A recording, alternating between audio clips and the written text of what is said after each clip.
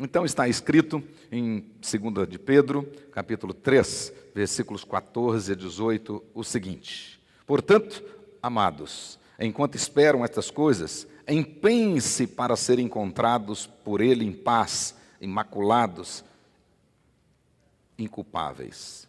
Tenham em mente que a paciência do nosso Senhor significa salvação, como também o nosso amado irmão Paulo lhes escreveu, com a sabedoria que Deus lhe deu. Ele escreve da mesma forma em todas as suas cartas, falando nelas destes assuntos. Suas cartas contêm algumas coisas difíceis de entender, as quais os ignorantes e instáveis torcem, como também o fazem com as demais escrituras, para a própria destruição. Portanto, amados, sabendo disto, guardem-se, para que não sejam levados pelo erro dos que não têm princípios morais, nem percam a sua firmeza e caiam. Cresçam, porém, na graça e no conhecimento de nosso Senhor e Salvador Jesus Cristo. A Ele a glória, agora e para sempre. Amém. Amém, irmãos?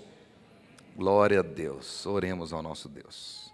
Pai querido, em o nome de Jesus, tenha misericórdia de nós. Tenha misericórdia de mim. Permita que seja instrumento do Senhor nessa noite. Unja-me com teu Espírito, ó Deus, dê-me intrepidez, sabedoria. Dá-me, ó Deus, em nome de Jesus, a didática perfeita para poder trazer ao teu povo as lições que o Senhor mesmo já preparou na eternidade. E dê a todos nós, ó Deus, a quietude necessária, a reverência necessária para podermos tirar proveito da palavra santa. Repreenda, Senhor, tudo aquilo que não te agrada e que não procede do Senhor. Faça bater em retirada qualquer obra do inferno.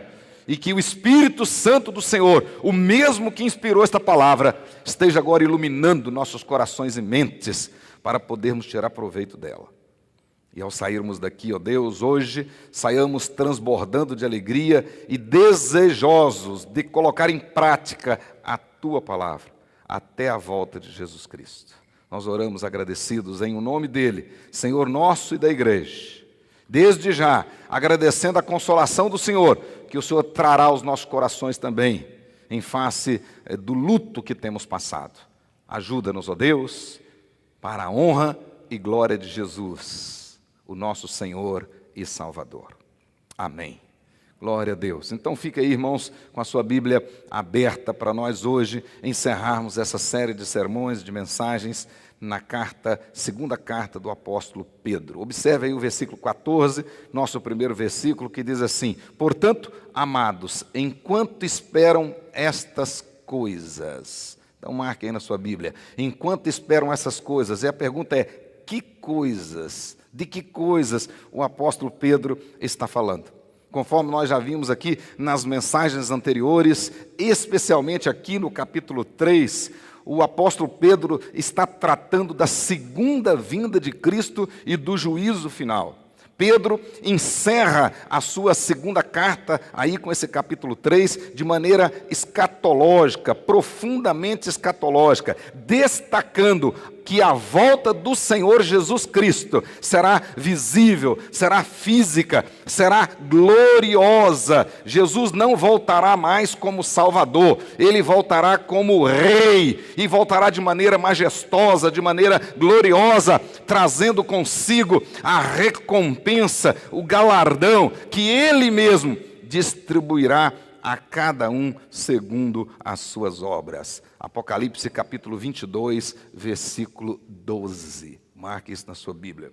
Então, quando Jesus voltar, Ele não virá trazendo a salvação, não virá como Salvador, não, Ele virá como Rei majestoso e trazendo o nosso galardão, e que Ele mesmo distribuirá a cada um conforme suas obras. E um detalhe que Pedro acrescenta é que este dia acontecerá sem demora, iminentemente, ou seja, como um relâmpago sai do Oriente e se mostra no Ocidente, assim será a vinda do Senhor Jesus.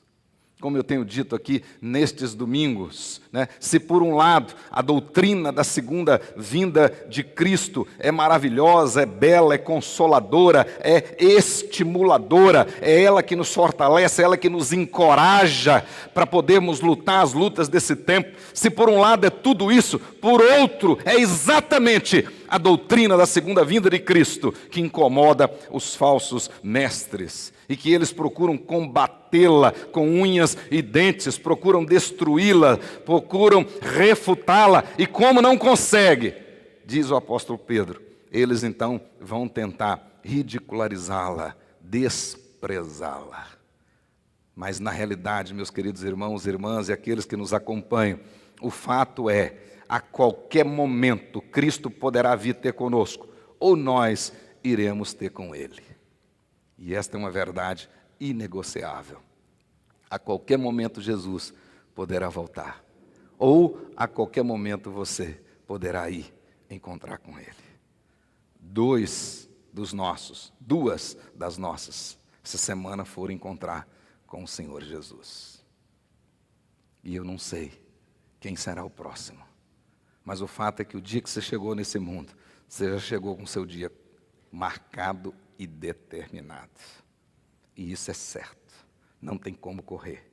Então já está com o nosso Senhor na glória. Nossa irmã Maria Luísa, esposa do pastor Nelson, foi promovida. Nossa irmã Erlita Lutufo também já foi promovida. Por isso nós precisamos estar preparados. Por causa disto, isto implica na necessidade de um comportamento de vigilância, de obediência, de santidade por parte do cristão. Então, quando o apóstolo Pedro traz esse assunto da segunda vinda, ele traz esse assunto com esta preocupação. Já que é certa a vinda do Senhor Jesus, nós precisamos estar preparados para esse dia, para não sermos achados naquele dia em falta. É isso que ele diz para nós. Na realidade, nós precisamos, segundo o apóstolo Pedro, nós devemos viver de maneira agradável a Deus e dedicada a Ele. Versículo 11 desse capítulo 3. Nós devemos viver assim, e ao mesmo tempo, ele diz no versículo 12, nós precisamos trabalhar para apressar a volta do Senhor Jesus. Então, ao mesmo tempo que nós aguardamos, ou seja, vigiamos com obediência, com santidade, nós trabalhamos para apressar essa vinda, para que ela aconteça o mais rápido possível. Este precisa ser o desejo da igreja, de cada crente verdadeiro. Cada crente verdadeiro está incomodado nesse mundo. Ele sabe que não é desse mundo, ele sabe que não pertence a esse mundo, portanto ele não encontra alegria genuína neste mundo. Por isso, ele deseja a volta do Senhor Jesus o mais rápido possível e trabalha para isso. É isso que o apóstolo Pedro diz. Nós aguardamos, mas não é um aguardar em berço esplêndido, numa rede, não. É um aguardar trabalhando, é um aguardar proativo, um aguardar com uma grande expectativa, e eu quero que ele volte, e eu trabalho para isso, porque eu sei que a melhor coisa que vai acontecer é exatamente a volta do meu Senhor Jesus. Quando não abrir piscar de olhos, seremos transformados, e o próprio Deus enxugará dos nossos olhos todas as lágrimas, não haverá mais morte, nem choro, nem pranto, e para sempre viveremos com Ele. Presbiteriano bom, aleluia, glória a Deus. Isso é que nós temos que desejar. O mundo não é nosso, nós não pertencemos a esse mundo. Segundo o apóstolo Pedro, o mundo, os céus que hoje existem, o mundo que hoje existe, as obras que existem nele, já estão todos entesourados para a destruição com fogo. Aí no capítulo 3 ele diz isso. Mas nós, ele termina no versículo 13, estamos aguardando novos céus, nova terra. Estas são as coisas que Pedro está dizendo aqui. Aquele dia, meus queridos irmãos, se por um lado essa doutrina é consoladora para nós, por outro lado ela é desesperadora para os ímpios, para os inimigos do Senhor Jesus. Porque para nós, aquele dia, o dia do Senhor que virá como ladrão, porque o apóstolo Pedro está falando da vinda do Senhor Jesus, só que a vinda do Senhor Jesus representa também o dia do Senhor, o dia do julgamento final. o dia onde Deus assentará no seu trono e todo joelho se dobrará e toda língua confessará. E todos terão que prestar contas diante do Senhor, ninguém escapará. Então aquele dia será um dia de triunfo para nós, mas será um dia de choro, um dia de desespero, um dia de ranger de dentes para muitos outros. Para nós será um dia de alegria, mas será um dia de remorso para muitos outros. Será um dia de luz, grande luz, a própria luz do Senhor brilhará, porque o sol não existirá mais, a lua não mais existirá, mas a luz do Senhor é que brilhará. Embora para nós será um dia de luz, para muitos será um dia de trevas. Naquele dia, Deus julgará o segredo do coração dos homens. Os livros de Deus serão abertos, não haverá defesa, não haverá desculpas. Quem não estiver escrito no livro do Senhor será lançado no lago da morte, que arde com fogo e enxofre, a saber, conforme diz o Apocalipse, a segunda morte. Quem não estiver no livro da vida será lançado no lago de morte. Então aquele dia será glorioso, majestoso, triunfante para nós, mas será desesperador para aqueles que rejeitaram o Senhor Jesus. Para nós, os remidos, será dia de glória, será dia de coroação, será o dia da recompensa, o dia do banquete, o dia do consolo, o dia em que entraremos para sempre no descanso eterno. Estaremos com Deus e Ele conosco para sempre. Oh, que glória! Oh, que glória! É isso que o apóstolo Pedro está querendo dizer. Mas ele faz aqui esta transição, né, para a conclusão do capítulo 3 e também da carta, e ele faz essa transição com um brado de esperança. Olha aí no versículo 13, o brado de esperança. Nós, porém, segundo a sua promessa, esperamos novos céus e nova terra, nos quais habita justiça. Por quê? Porque no velho céu, na velha terra, nesse que nós estamos agora, nesse cosmos agora, não habita justiça. Por isso que a própria natureza geme, aguardando a libertação. Mas aonde nós vamos habitar, onde nós habitaremos, sim, aí, lá, existirá justiça plena. Então, o que Pedro está dizendo? Enquanto esperamos estas promessas, estas coisas, ou seja, enquanto esperamos a vinda do Senhor Jesus, o dia do Senhor, enquanto aguardamos o fim deste ato da história da humanidade, enquanto nós aguardamos o fechar das cortinas, é isso que ele está dizendo, né? Nós precisamos empenhar para sermos achados dignos naquele dia. Então ele diz, portanto, amados, enquanto esperam estas coisas, versículo 14, devemos empenhar ainda mais para vivermos de maneira agradável a Deus e dedicada a Ele, para que naquele dia sejamos encontrados por Ele. Olha o que o texto diz, em paz, imaculados, inculpáveis. Paz. Quando o Novo Testamento fala de paz, né, da paz que nós temos em Cristo Jesus, Romanos capítulo 5, não está falando do intervalo entre duas guerras. Não está falando de um momento de oásis. Não. Não está falando de circunstâncias. A paz, a alegria, dos quais a Bíblia fala, o Novo Testamento fala, não são circunstanciais, são posicionais. É a posição que nós temos em Cristo. Naquele dia, quando Ele voltar, nós precisamos ser encontrados em Cristo, em paz, em Cristo. Porque os que estiverem fora de Cristo, né, conforme eu já disse hoje, esses serão lançados no lago que arde com fogo e enxofre. Mas o texto diz, sejamos encontrados também imaculados, ou seja, santos, lavados no sangue do Cordeiro.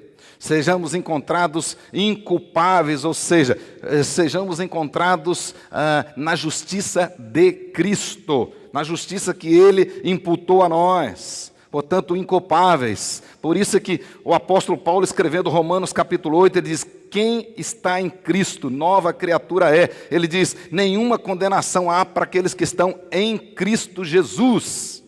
Romanos capítulo 8. Não há condenação para aqueles que estão em Cristo Jesus. Pedro usou aqui a palavra empenhar, a palavra que ele usa aqui, ele a usa mais 2 vezes na sua carta. Ele já usou a primeira vez no capítulo 1, verso 10. Olha aí, capítulo 1, verso 10, a palavra que ele usa é a mesma que aparece aqui. E lá ele diz: portanto, irmãos, empenhem-se ainda mais para consolidar o chamado e a eleição de vocês, pois se agirem dessa forma, jamais tropeçarão. Ou seja, se você buscar aprofundar cada vez mais no verdadeiro chamado do Senhor, na eleição, se você realmente honrar essa eleição, você realmente, diz o texto aí, não será envergonhado, não tropeçará. Então essa história de que uma vez eleito você pode pintar o 7, o 8 e o 9 e vai para o céu, né? Pode continuar com a sua vida mansa aí e achando que está aproveitando das benesses desse mundo, você vai ter um engano muito sério, terrível naquele dia. Muitos naquele dia terão uma decepção terrível, porque o próprio Jesus disse: naquele dia muitos chegarão e dizer: mas eu era membro da igreja tal, o meu nome estava no rol da igreja. E Jesus vai dizer: afastai de mim, malditos, porque eu não vos conheço. Tem muitas pessoas que têm o nome no rol da nossa igreja, mas vivem como ímpios e não têm vergonha disso. Postam na internet para tudo quanto é lado aí, e acham que estão abafando, e acham que estão o máximo, usufruindo dos prazeres desse mundo. Ledo engano, terrível engano. Ninguém escapará do juiz que vê todas as coisas e que sonda os corações. Então ele diz claramente que nós precisamos, nesse tempo que ainda nos resta, precisamos consolidar o chamado, a eleição. Depois ele usa a mesma palavra no versículo 15, desse mesmo capítulo 1, e aí fazendo uma promessa, revelando um desejo dele. Ele sabia que já estava no final da vida dele, mas disse: eu vou me empenhar ao máximo, para que mesmo depois da minha partida, vocês não esqueçam disso que eu estou ensinando. E é por isso que muitos estudiosos vão dizer que o Evangelho segundo Marcos, na realidade, é de Pedro. Pedro ditou e Marcos escreveu. E a intenção era que os crentes não esquecessem destas doutrinas, destas coisas. Que coisas? Da volta do Senhor Jesus. E como será aquele dia? Nós não podemos perder isso de vista. Um segundo sequer. Um segundo sequer. Olha aqui para mim. Se você esquecer por 1 minuto que Jesus vai voltar e perder o prazer da volta do Senhor Jesus, você vai amar esse mundo. Você vai gostar das coisas desse mundo. E esse é o grande perigo. Esse é o grande perigo. Na realidade, quando ele vai usar agora essa palavra de novo, aqui no capítulo 3, no versículo 14, né, ele vai usar exatamente por causa do perigo iminente, o perigo que está aí. No versículo 15, acompanhe comigo, diz aí: tenham em mente, versículo 15, nós temos aí um detalhe curioso, muito interessante, da argumentação do apóstolo Pedro, né? Ao contrário dos falsos mestres e dos seus seguidores, segundo Pedro, nós devemos ter em mente que a paciência de Deus significa salvação para nós. Ele diz lá: tenham em mente que a paciência do nosso Senhor significa salvação. Ele já argumentou isso e nós não podemos esquecer que o fato de aparentemente Jesus está demorando, a volta de Jesus está demorando a acontecer. Isso significa salvação, não significa que Deus não vai mais exercer o seu juízo, que Deus não vai mais condenar os ímpios. Isso não significa uma indiferença, uma demora. Pelo contrário, isso significa misericórdia. Enquanto Jesus não volta, nós precisamos trabalhar e evangelizar, porque ainda é tempo de graça para muitos. Por enquanto, hoje, a porta da graça está aberta. Hoje, quando Deus exerce o seu juízo hoje, Ele exerce o juízo misturado com graça. E por isso, esse tempo, essa aparente demora, na realidade, é oportunidade de salvação. Então tenha em mente isso, segundo o apóstolo Pedro, tenha em mente que esta situação, essa paciência do nosso Senhor, né, isto que os falsos mestres estão chamando de demora, e que Ele não vai vir mais, que Ele não está nem aí para o que nós estamos fazendo, e muita gente estão comportando assim, muitas pessoas e muitos que têm os seus nomes nos róis das igrejas, muitos, essa demora está significando para eles liberação para o pecado. Não, Jesus está demorando, então posso pecar agora bastante. Quando tiver faltando uns 2 dias para a vinda dele, eu corrijo a minha vida. Pedro está dizendo que é o contrário. Nós não podemos brincar com uma coisa tão séria dessa.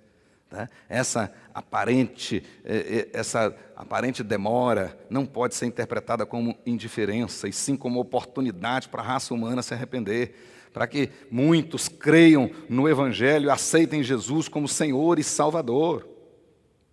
Também, contrariando os falsos mestres, Paulo, concordando com Pedro, ele fala daqueles que desprezam a riqueza da misericórdia e da paciência de Deus, e se esquecem da sua bondade, e esquecem que a sua bondade é oportunidade de arrependimento. Abra aí a sua Bíblia, Romanos capítulo 2, versículo 4, olha o que o apóstolo Paulo diz aí, a mesma coisa que Pedro está falando aqui. Capítulo 2, verso 4, ele diz assim: ou desprezas a riqueza da sua bondade, e tolerância, e longanimidade, ignorando que a bondade de Deus é que te conduz ao arrependimento. Então essa bondade, essa benevolência, essa aparente demora, na realidade é misericórdia. É um tempo que Deus está dando para muitos para se arrepender. Infelizmente, outros que dizem conhecer o Evangelho estão enfiando o pé na jaca, estão gostando desse mundo. Vão se surpreender terrivelmente. É isso que Pedro está dizendo. É muito triste quando você vê pessoas que se dizem crentes, dizem que estão aproveitando a vida. Não tem nada nessa vida para nós aproveitarmos na realidade. O melhor dessa vida está contaminado. E aquilo que está contaminado não é bom. Não é bom. Então é isso que o apóstolo Paulo está dizendo. Na realidade, tanto Pedro como Paulo, eles concordam que a tolerância, a paciência divinas, elas não têm que ser usadas como desculpa para pecarmos, mas sim como meio para o arrependimento. Aproveita que a oportunidade agora. Amanhã pode ser tarde demais. Amanhã pode ser tarde demais. Nenhum que está presente aqui pode garantir que vai amanhecer vivo amanhã. Ninguém. Então o fato de Jesus não ter voltado, na realidade é graça, é misericórdia, mas Ele virá. Ou você irá encontrar com Ele.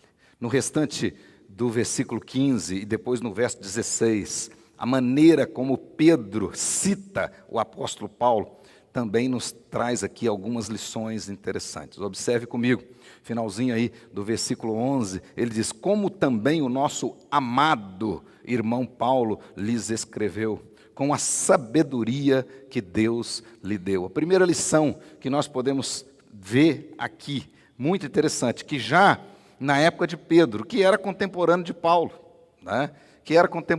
Provavelmente, como vimos aí no início das mensagens aqui, Pedro morreu logo depois de Paulo. Ele era contemporâneo. Então fica claro para nós que já nesta época, por volta do ano 66, 67, né, no máximo 68, as cartas de Paulo já eram lidas nas igrejas. Já circulava nas igrejas. Então essa é uma informação muito rica para nós. Então ele diz aí, como o nosso amado irmão Paulo lhes escreveu. E Pedro estava escrevendo para os irmãos que estavam lá na Bitínia, estava lá no norte e nordeste da Ásia Menor. Então o texto diz, as cartas de Paulo já eram lidas nas igrejas daquela época. Segunda informação muito importante que Pedro traz aí para nós, é que as cartas de Paulo já eram consideradas naquela época como escrituras sagradas. Como escrituras sagradas. Então não foram autenticadas por um concílio propriamente dito, mas o próprio apóstolo Pedro já estava reconhecendo que as cartas de Paulo eram inspiradas, eram escrituras sagradas, porque ele diz aí que Paulo as escreveu segundo a sabedoria que lhe foi dada. Paulo não escreveu de vontade própria, de modo próprio, não. Ele escreveu segundo a sabedoria que lhe foi dada, sob inspiração do Senhor. Então, já nessa época, antes mesmo do ano 70, antes da destruição do templo em Jerusalém, as cartas de Paulo já eram reconhecidas como palavra de Deus. Essa informação é muito interessante. Entretanto, o texto diz para nós aí, no versículo 16, né, que ele escreve da mesma forma em todas as suas cartas. Então pode observar que não tem contradição nas cartas do apóstolo Paulo, é isso que Pedro está dizendo. E ele fala nelas, ou seja, em todas elas, a respeito destes assuntos. Que assuntos? A segunda vinda de Cristo e o juízo final. E é verdade. O apóstolo Paulo, em todas as suas cartas, ele fala da vinda de Jesus. Ele diz que nós temos que estar olhando para Jesus, temos que estar mirando em Jesus. E se foi Paulo quem escreveu Hebreus, ele diz que nós temos que caminhar, desvencilhando de todo pecado que tenazmente nos assedia, e correr firmemente, olhando para o consumador e autor da nossa fé, Jesus Cristo, capítulo 12 de Hebreus. Todas as cartas, nenhum crente vai ter desculpa de que não sabia da volta de Jesus. Nenhum de nós pode ser pego de calças curtas, desprevenido. Nenhum. E essa é a principal obrigação do pastor. Pedro diz isso. É lembrar e não deixar ninguém esquecer disso. Eu preciso estar repetindo isso constantemente, para que ninguém esqueça, para que nenhum crente goste deste mundo, fique amando esse mundo, colocando o seu coração nas coisas desse mundo, olhando para esse mundo. O desafio é erguer os olhos para os céus, olhar para os céus, pensar nas coisas dos céus, ajuntar tesouros nos céus. Esse é que é o desafio nosso. Nós somos cidadãos dos céus, não é da terra. E esse é o nosso objetivo. A razão de ser do nosso pastorado é não deixar nenhum de vocês esquecer do céu e se apaixonar pela terra. Absolutamente. Então Pedro está nesse sentido dizendo que Paulo, ele realmente escreveu sob inspiração. E ele escreveu destes assuntos, dos mesmos assuntos que Pedro escreveu. Ele escreveu em todas as suas cartas. Entretanto, olha a observação que ele diz aí, no versículo 16. Entretanto, suas cartas contêm algumas coisas difíceis de entender. De fato tem. Experimente ler 1 Coríntios 15, e quando ele vai falar do corpo natural e do corpo espiritual, é muito difícil de entender. Tem muitas coisas difíceis, tem muitos eventos que envolvem a volta do Senhor Jesus. Num abrir e piscar de olhos, muitas coisas acontecerão simultaneamente. Por exemplo, a ressurreição daqueles que morreram com o Senhor. Naquele dia, no abrir e piscar de olhos, nossa irmã Maria Luísa será ressuscitada, nossa irmã Erlita será ressuscitada, e tantos outros que já morreram no Senhor. Por isso que a Bíblia diz, bem-aventurados aqueles que desde agora morrem no Senhor. Salmo 116 diz, preciosa é aos olhos do Senhor a morte dos seus santos. Então uma coisa que o crente hoje não precisa temer em absoluto é em relação à morte, porque esse é o inimigo, o pior deles, mas já foi vencido, E quem a venceu foi Cristo Jesus, e a venceu no lenho da cruz e ressuscitou. Por isso é que lá nesse texto poderoso de 1 Coríntios 15, o apóstolo enche o peito de fé e de esperança e diz, tragada foi a morte pela vitória, aleluia, onde está a morte? A sua vitória tem mais poder. Mas tem coisas difíceis, Mas aí Pedro completa, e por causa disso, os ignorantes, a palavra pode ser traduzida, os preguiçosos, aqueles que leem a Bíblia só na Páscoa e no Natal, aqueles que têm a Bíblia lá no escritório para espantar mal olhado, olho gordo, mas não lê a Bíblia, não estuda, não participa de um grupo pequeno, vem aqui na igreja lá uma vez ou outra, de preferência quando tem uma festinha. Esse na Bíblia é um ignorante. E aí fica fácil de deturpar a palavra de Deus, de não entender, de entendê-la errada. Às vezes tem até um certo zelo em algumas coisas, mas como diz o apóstolo Paulo, referindo-se aos judeus, não tem entendimento. E aí embarca num monte de coisas aí fora, literalmente de barcas furadas. E mistura judaísmo com cristianismo, tão preocupada com a arca da aliança, e que não tem sentido nenhum hoje, porque o Espírito Santo habita em você. Não tem mais precisar de arca nenhuma aqui para dizer que Deus está aqui. E fica preocupado com chofar, preocupado com manto, preocupado com isso, com aquilo outro, e etc. E tal. Besteirada! Falta de conhecimento da palavra de Deus, ignorância. Aí fica fácil para ser enredado. É isso que Pedro está dizendo, o perigo está aí. Mas ele diz também que esses ignorantes, os instáveis que Tiago fala deles, ânimo dobre, aqueles que são instáveis até na oração, não tem perseverança nem na oração. Ele vem aqui numa quinta-feira, faz uma oração relâmpago aqui e acha que Deus vai atender na sexta, e se não atendeu ele não volta mais, não tem perseverança. A Bíblia diz que esse aí não precisa ficar achando que vai ser respondido, porque não vai. Não vai. Então Pedro continua dizendo que estes ignorantes, instáveis, torcem, deturpam, como também fazem com as demais escrituras. E eles fazem isso para a própria destruição. Então o contexto da segunda carta é um debate do apóstolo Pedro com os falsos mestres. E ele vai terminando a sua carta batendo nessa tecla. Então nós precisamos estar bem firmados na doutrina, para não ir atrás destes que torcem as Escrituras.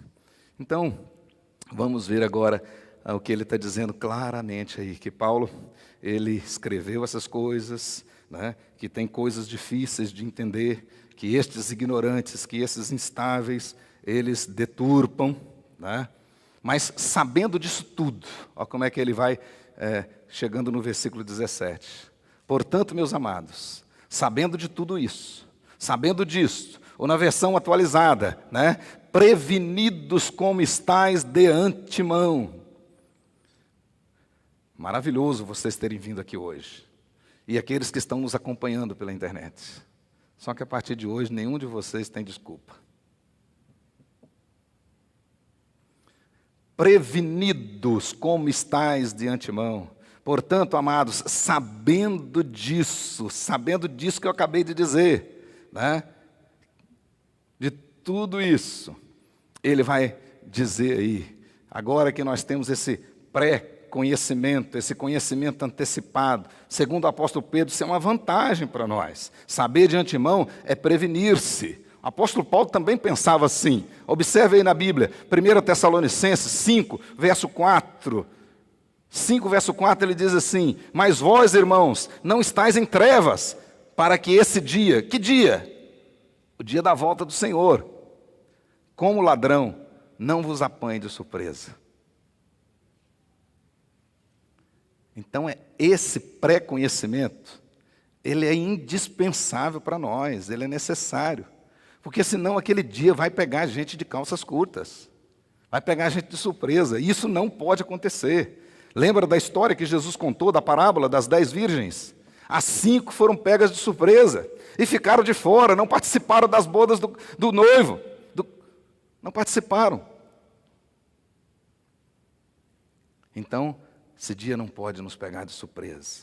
E o perigo aqui é o seguinte: a gente ficar gostando desse mundo, entretido com as coisas desse mundo, e sermos então envolvidos, enredados, arrastados. Olha o que o texto diz para nós. Portanto, amados irmãos, sabendo disso, guardem-se para que não sejam levados. A palavra que aparece aí para levados significa envolvidos, enredados, arrastados Então, isso é como um cantor antigo, né, bem pentecostal, cantava dizendo que o pecado não dói, ele vem de mansinho, sempre encontra um jeitinho e joga a gente no pó. Então, estes falsos mestres, eles vêm e vão tentar nos enredar, né? Então, vamos ficar mais um pouquinho aqui, etc. e tal, e assim, e aí ele vai nos levar. Esse é o perigo que diz, né, sermos arrastados pelo erro daqueles insubordinados, e aqui no nosso texto, daqueles que não têm princípios morais, e não tem mesmo. Por isso, o texto diz, acautelai-vos. A palavra que aparece aí, guardem-se.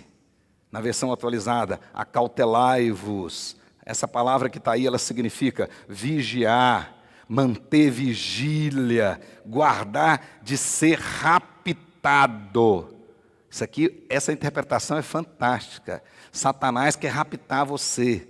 Ele quer raptar a sua mente, ele quer colocar dúvida no seu coração. Se você ficar de bobeira, ele não está. Se você ficar brincando nesse mundo, ele não está brincando. A Bíblia diz que ele anda de redor rugindo como um leão, procurando uma brecha para atacar. O inimigo não brinca.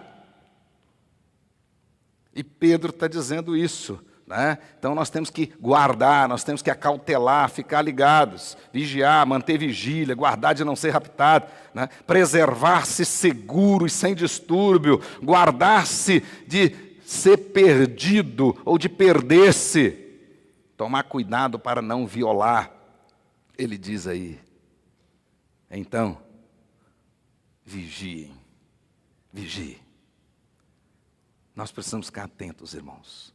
Nessa época de pandemia, todas as coisas que nós estamos ouvindo, tem um jogo muito mais pesado, muito mais profundo, que está muito além da sua capacidade de análise, que está acontecendo aí, em toda essa ordem mundial, a chamada nova ordem mundial. Então o crente precisa ficar ligado, ficar atento. Olha aqui que ele termina o texto dizendo, esse versículo 17, né, que não sejam levados pelo erro desses insubordinados, né, desses que não têm princípios morais, vírgula, nem percam sua firmeza e caiam. Nem perca sua firmeza e caiam. Perder a firmeza aqui é base, a palavra que aparece aí é base. Olha lá. Base, então você não perca a sua base. O crente ficar desatento, ele vai, a hora que ele assustar, o tapete saiu debaixo dos pés dele. Perdeu a base. Perdeu a base. Segundo o apóstolo Pedro, a respeito da fé, o crente tem que estar absolutamente seguro. Seguro. Então vocês que estão escutando aqui hoje, os que estão acompanhando em casa, não tem negociação. A respeito da fé, o crente tem que estar seguro. Cada crente, independente de ser doutor ou não, de ser pouco alfabetizado ou não, nós temos que saber da razão da nossa fé. A respeito da fé não tem negociação. O crente tem que ter convicção. Convicção. Né? Nesse sentido, nós temos que ser inflexíveis. A base da fé do cristão nunca muda, nunca muda. Na realidade, o cristão nunca deixará de crer em Jesus Cristo como seu Senhor e seu Salvador. O cristão nunca pode deixar de crer que não há outro nome, nem nos céus e nem na terra, pelo qual importa que sejamos salvos. O cristão nunca poderá deixar de crer que Deus, pelo poder da sua palavra, trouxe à existência tudo aquilo que não existia. O crente tem que ter base na sua fé. Fé verdadeira é você saber em quem crê, e você crê em Cristo Jesus, o Nazareno, aquele que Deus o Pai o honrou. Ele morreu, mas ressuscitou. Segundo o apóstolo Paulo, é você declarar que Jesus, pelo poder dele, ressuscitou o Senhor Jesus, que Deus, pelo seu poder, ressuscitou Jesus. Então, em relação à base da nossa fé, nós não podemos negociar. Não podemos. Não podemos. Jesus não é uma influência para nós. Não é uma luz, um espírito de luz, que eu vou me esforçar para ser igual a Ele. Absolutamente não. Não, não. Jesus é meu Senhor, é meu Salvador. Sem Ele não há salvação. Não tem como. Então, quando a gente diz a salvação pela fé, não é a fé que salva, é crer no sacrifício de Jesus. Então é a fé no sacrifício de Jesus que nos salva. E nós precisamos crer dessa maneira. Então é isso que Pedro ensina para nós, né? O crente verdadeiro, ele nunca deixará de estar consciente de que tem uma obrigação de fazer com que a sua vida seja coerente com a sua crença, com o seu credo. É isso que Tiago disse, né? Mostra-me as tuas obras e eu vou falar a respeito da sua fé. Então não adianta você ser um crente aqui bonzinho e em casa um demônio. Não adianta. É isso que Pedro ensina para nós. Agora vamos para o versículo 18, o último versículo dessa carta. No verso 18, Pedro então apresenta aí a sua conclusão. A conclusão tanto do capítulo 3 quanto a conclusão da carta.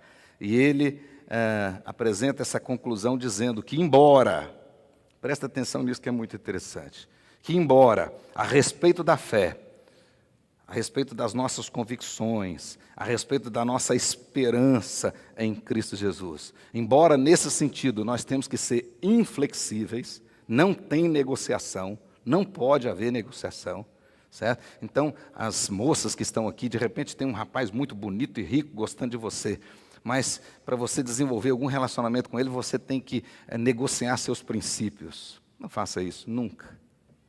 Nunca, nunca, nunca. O contrário é a mesma coisa.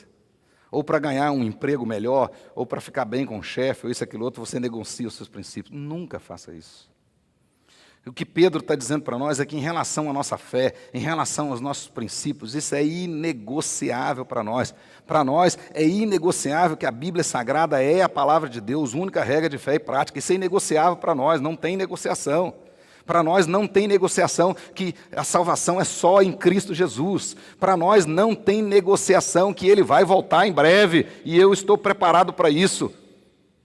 Não tem negociação. Então Pedro termina a sua carta dizendo, embora, nesse sentido, o crente tem que ser inflexível, certo? Ele vai dizer para nós claramente que, por outro lado, o crente, ele é uma pessoa cuja vida está em desenvolvimento. A inflexibilidade doutrinária para nós, ela não é morta, ela não gera uma vida morta, pelo contrário. Nós somos inflexíveis na doutrina, mas somos desafiados a crescer dia após dia na graça e no conhecimento. Dia após dia, é isso que ele está dizendo aí. Então, se por um lado eu tenho que realmente ter convicção da minha fé, por outro, eu tenho que mergulhar na graça. Eu tenho que aproveitar da intimidade do Senhor Jesus. Eu tenho realmente que aproveitar da comunhão do Senhor e gostar disso e querer isso cada vez mais.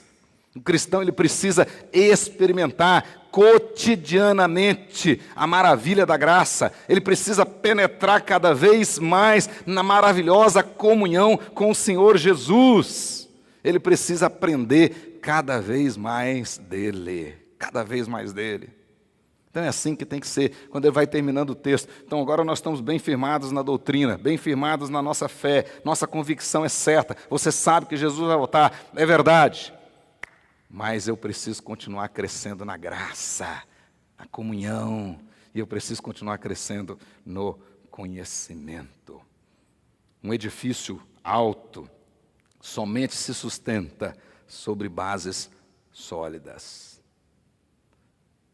Não tem condições de construir um grande edifício sobre areia. Ele vai ruir. Ele só vai se sustentar se as bases forem sólidas. Então você vai ser um crente fiel, verdadeiro, se as suas bases forem sólidas. Sólidas. Aí esses falsos mestres não vão te enredar. Você realmente, conforme ele diz claramente aí, você não vai cair. Não, absolutamente não. Você vai continuar firme até aquele grande dia. A autêntica vida cristã, ela é, ao mesmo tempo, uma vida com um fundamento sólido e um contínuo desenvolvimento, avançando e crescendo, ascendendo. Então, essas duas coisas têm que coexistir na vida de cada crente. Bem fundamentado, mas desenvolvendo, crescendo. Nós nascemos de novo para crescer. Então, o crente tem que crescer. Ele tem que ascender. Né? Crescer e avançar é a única maneira de não adoecer e retroceder. A única maneira de você não adoecer e retroceder é continuar crescendo, continuar avançando. Então, quanto mais você crescer na graça, mais forte você vai ser. Não vai retroceder. Essa é a experiência. E Pedro, então, termina a sua carta com a bênção apostólica. Em virtude de tudo isso, em virtude dessa convicção, e agora desse desafio de crescer na graça e no conhecimento de Cristo Jesus, ele termina a carta dizendo: a Ele seja a glória, agora e para sempre. Amém. A Ele seja a glória, literalmente traduzindo, tanto agora como no dia eterno. Ou seja, Jesus para nós, Ele é tudo, irmãos. Jesus para nós, Ele é o começo. Jesus para nós, Ele é o processo. Jesus para nós, Ele é o fim, a confirmação da nossa salvação. Por isso é que nós damos glórias a Ele hoje, daqui até a volta dEle e depois eternamente com Ele. É essa a bênção que Ele está deixando para nós. A Ele seja a glória, agora, até a volta dEle e depois eternamente. Amém?